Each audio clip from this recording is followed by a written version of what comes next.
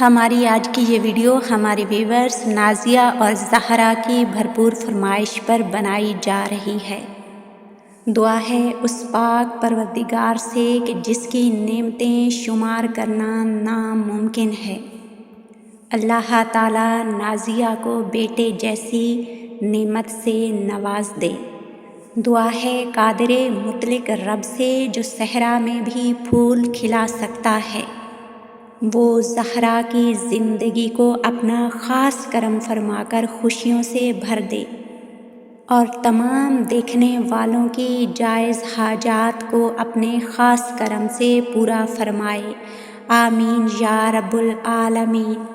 اکثر لوگوں کا سوال ہوتا ہے کہ جو مقدر میں نہیں لکھا اللہ تعالیٰ وہ خواہش ہمارے دل میں ہی کیوں ڈالتا ہے؟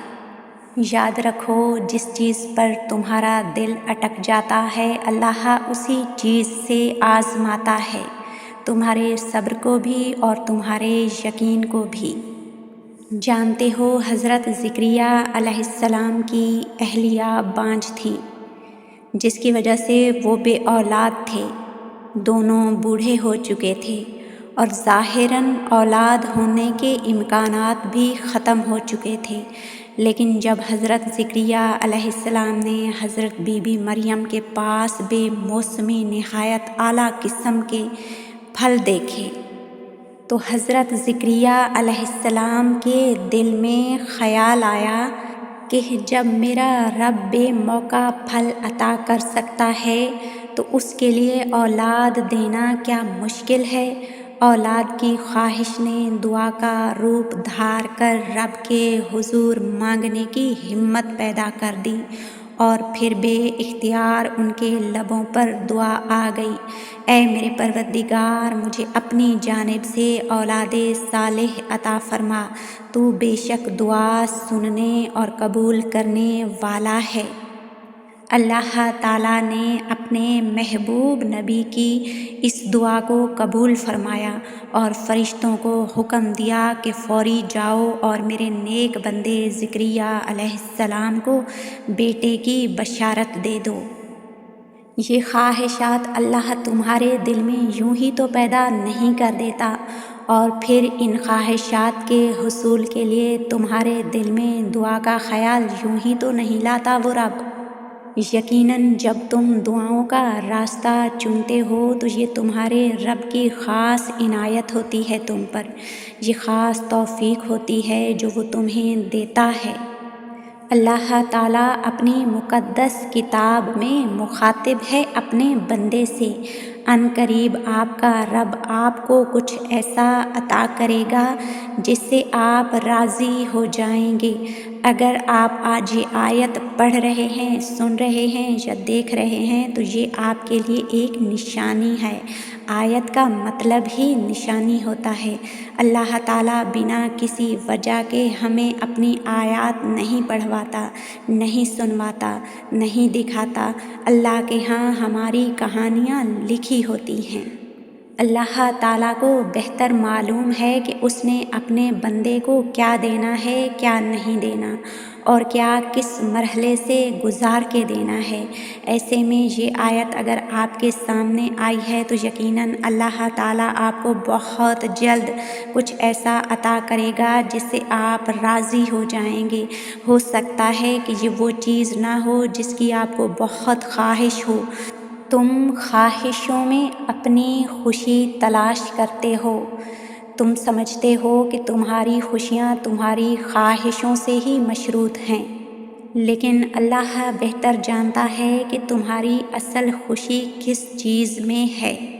جانتے ہو خوشیوں کے پیچھے بھاگنا پڑتا ہے اور خوشیوں کے کھونے کا خوف رہتا ہے، لیکن اللہ تعالیٰ نے تم سے وعدہ کیا ہے کہ وہ تمہیں ایسا کچھ عطا کرے گا کہ تم راضی ہو جاؤ گے۔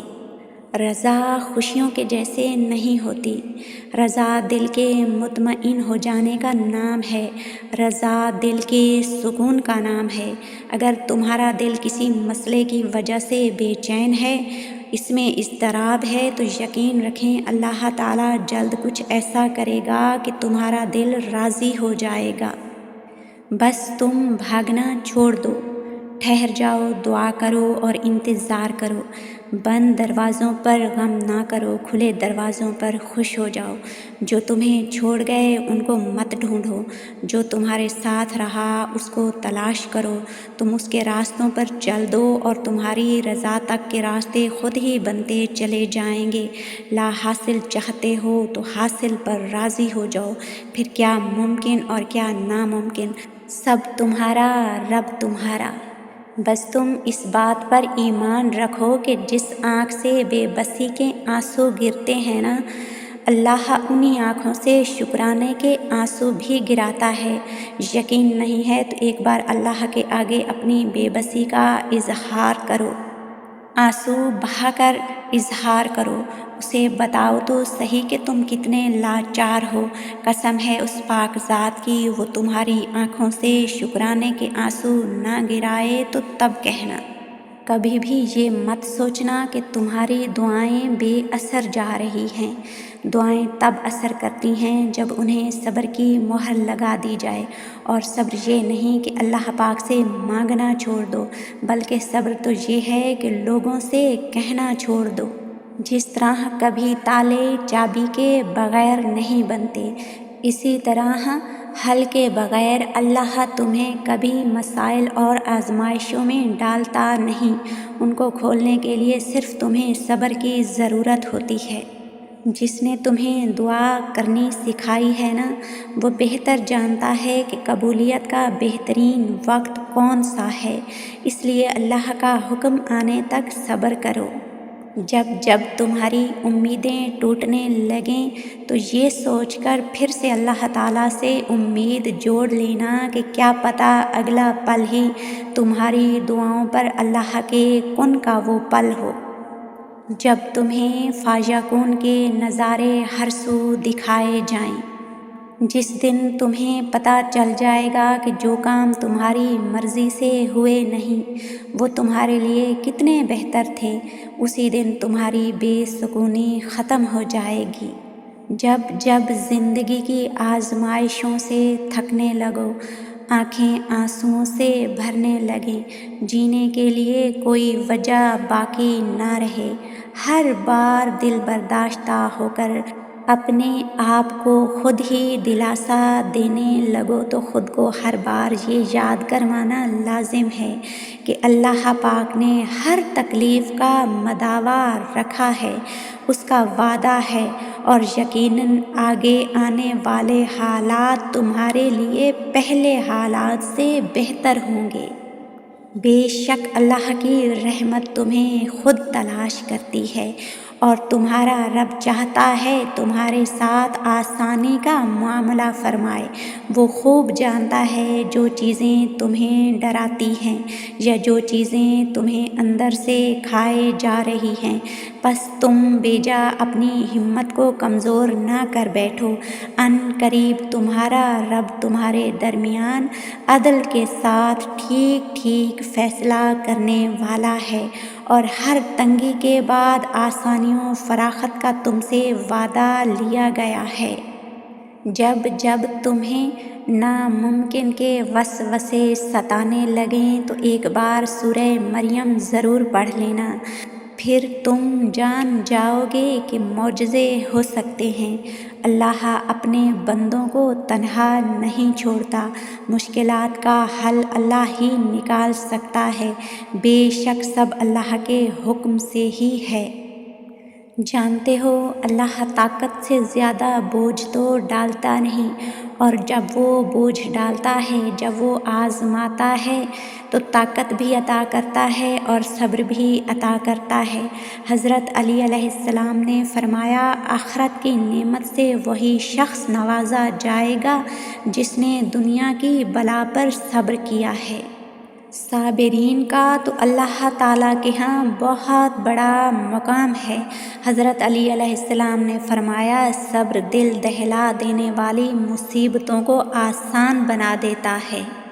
اللہ کے کن کے اشارے ہیں، اللہ کے راضی ہو جانے کی نشانیاں ہیں، تمہاری دعاؤں کی قبولیت کی نشانیاں ہیں۔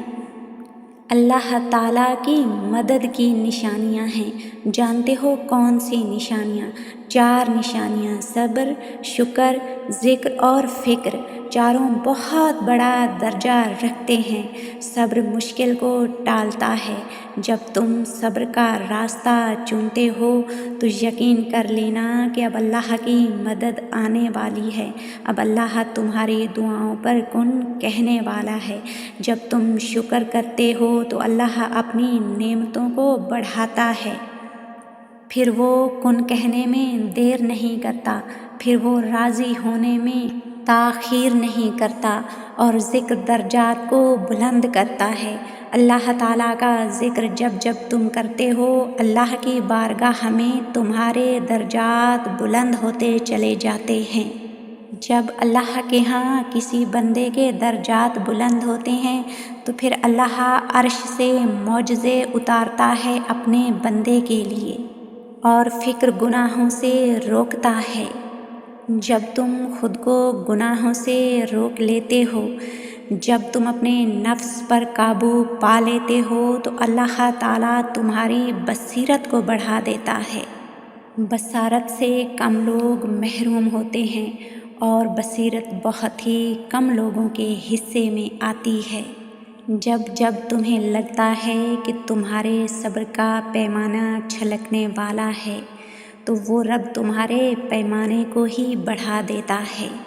صرف وہی جانتا ہے کہ تم کتنا صبر کر سکتے ہو، تم نہیں جانتے۔ میرے اللہ کا قرآن تو خود کہہ رہا ہے، وہی اول بھی ہے اور آخر بھی، اور ظاہر بھی ہے اور مخفی بھی، اور وہ ہر چیز کا علم رکھتا ہے۔ بس تم صبر کیے جاؤ، کیے جاؤ اور کیے جاؤ۔ جب صبر کا اختتام ہوگا تو اس کے کن کا آغاز ہوگا انشاءاللہ۔ صبر کے ساتھ ساتھ یقین رکھو، تمہاری مانگی ہوئی دعا کے راستے تھوڑے مشکل ضرور ہوں گے۔ ہاں، کبھی غم اور پریشانی کا بسیرا ہوگا، مگر یقین کرو منزل تمہاری اس کا کن ہی ہوگی، تحفہ تمہارے رب کا معجزہ ہی ہوگا، اور آنسو تمہارے خوشی کے ہی ہوں گے انشاءاللہ۔ اگر اللہ تمہیں انتظار کروا رہا ہے اور طویل انتظار کروا رہا ہے تو تیار رہو، وہ اس سے کہیں زیادہ عطا فرمائے گا جو تم اس سے مانگ رہے ہو۔ دعا ہے پاک پروردگار سے کہ وہ ہم سب کو صبر بھی عطا کرے، شکر بھی عطا کرے، ذکر بھی عطا کرے اور فکر بھی عطا کرے، تاکہ ہم اس کی نعمتوں سے بہت